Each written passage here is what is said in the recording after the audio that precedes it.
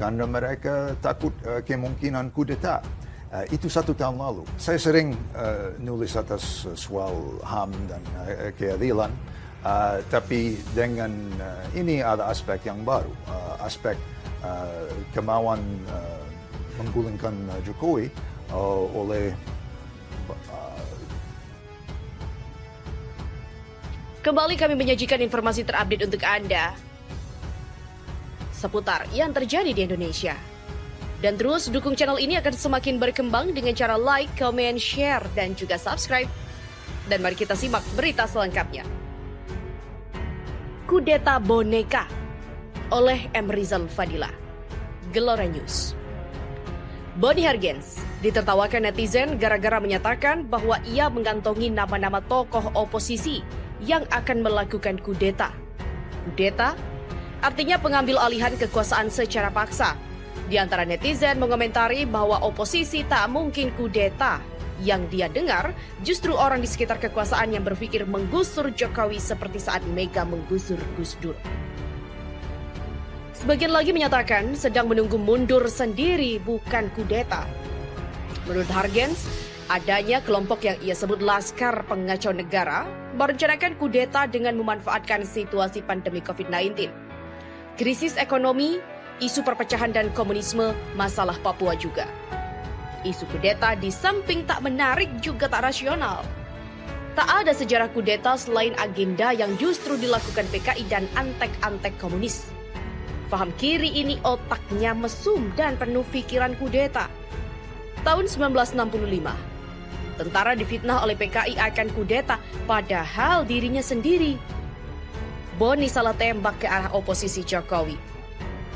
Isu komunis yang mengemuka bukan buat-buatan, akan tetapi sebagai reaksi dari gerakan kiri di masyarakat atau khususnya di DPR yang mulai menyusupkan ide dan paham komunis melalui RUU HIP. Disinyalir para penunggang ideologi Pancasila ini yang ingin membelokkan arah Pancasila, bersemangat menghapus ketetapan MPRS tentang pembubaran PKI, melarang PKI dan larangan menyebarkan komunisme atau Marxisme-Leninisme. Inilah gerakan kontemporer kader-kader komunis yang perlu diwaspadai itu. Boni Hargens tidak bermutu berbicara agenda kudeta Laskar Pengacau Negara. Bila ia tak mampu melihat aksi kader-kader komunis di DPR itu, wajar jika orang bisa beranggapan bahwa Boni menjadi bagian dari pola maling teriak maling. Isu kudeta untuk memproteksi Jokowi seperti cerita sandiwara boneka, ya kudeta boneka. Karena yang faktual justru isu pemakzulan. Pemberhentian presiden secara konstitusional. Presiden yang dinilai sudah tidak mampu lagi mengelola negara. Pasal 7A Undang-Undang Dasar 1945 mengatur absahnya pemakzulan tersebut, bukan kudeta. Sejak periode awal Jokowi sudah dipertanyakan kapasitasnya. Di periode kedua, pertanyaan itu muncul lagi lebih besar. Pandemi COVID-19 menempatkan posisinya lebih berantakan, ambyar.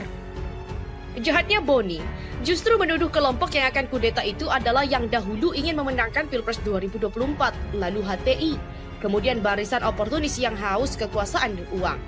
Sebaiknya, jika ia sudah mengantongi nama-nama tokoh oposisi yang akan mengkudeta Jokowi, sebutkan saja kepada publik.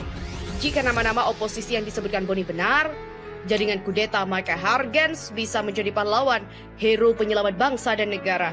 Namun jika tidak, maka itu akan menjadi semburan fitnah ala komunis yang biasanya asal tembak dan asal jeplak demi jilatan pada penguasa.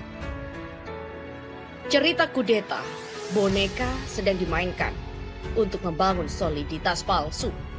Cerita selalu berulang sebagaimana PKI menuduh adanya Dewan Jenderal yang akan mengkudeta Soekarno. Padahal yang ada adalah gerakan PKI yang sedang menelikung dan memanfaatkan Soekarno.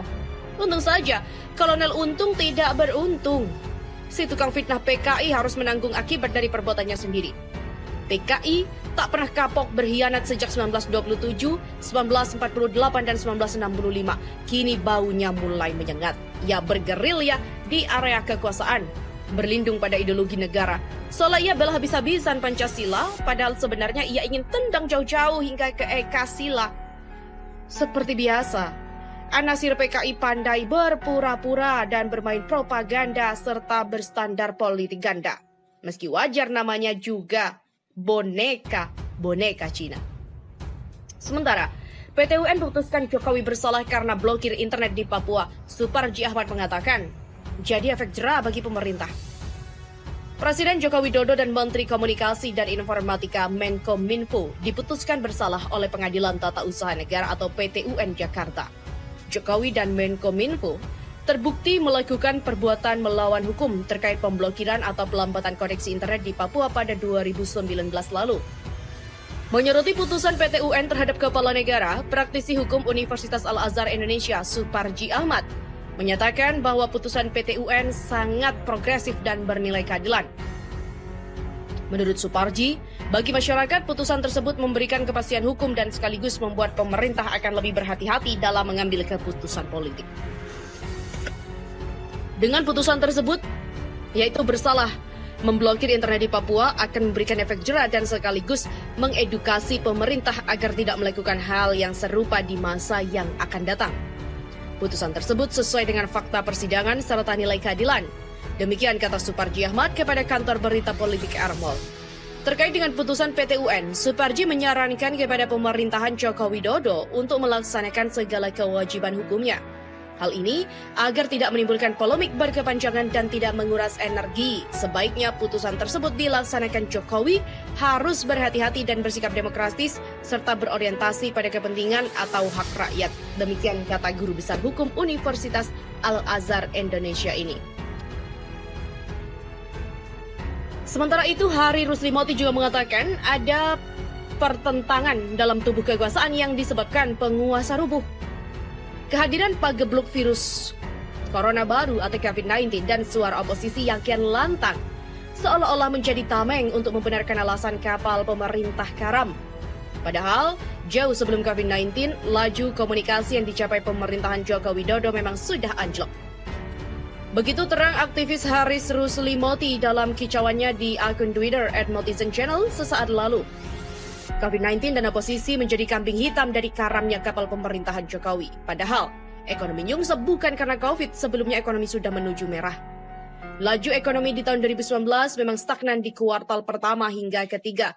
Lajunya tertekan pada angka 5%, sementara pada kuartal keempat pertumbuhan ekonomi terjun bebas dari angka 5% yaitu ke angka 4,97%.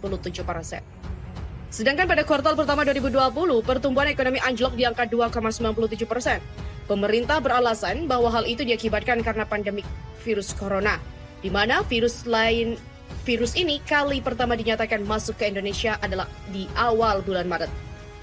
Haris Ruslimoti menilai kapalnya kapal pemerintah bukan karena COVID-19 dan gerakan oposisi semata, tapi ada faktor lain.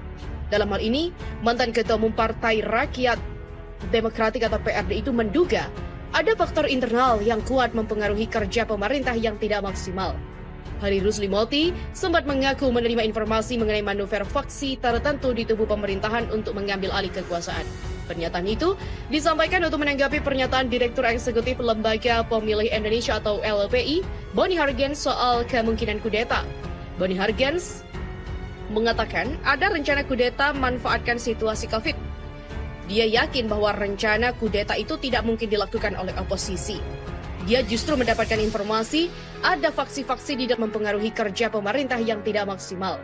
Hari Ruslimoti sempat mengaku menerima informasi mengenai manuver faksi tertentu di tubuh pemerintahan untuk mengambil alih kekuasaan. Pernyataan itu disampaikan untuk menanggapi pernyataan Direktur Eksekutif Lembaga Pemilih Indonesia atau LPI, Boni Hargens soal kemungkinan kudeta. Boni Hargens mengatakan ada rencana kudeta manfaatkan situasi COVID. Dia yakin bahwa rencana kudeta itu tidak mungkin dilakukan oleh oposisi. Dia justru mendapatkan informasi ada faksi-faksi di dalam tubuh kekuasaan yang berencana tentang Joko Widodo, yaitu menendang Joko Widodo dari jabatan presidennya.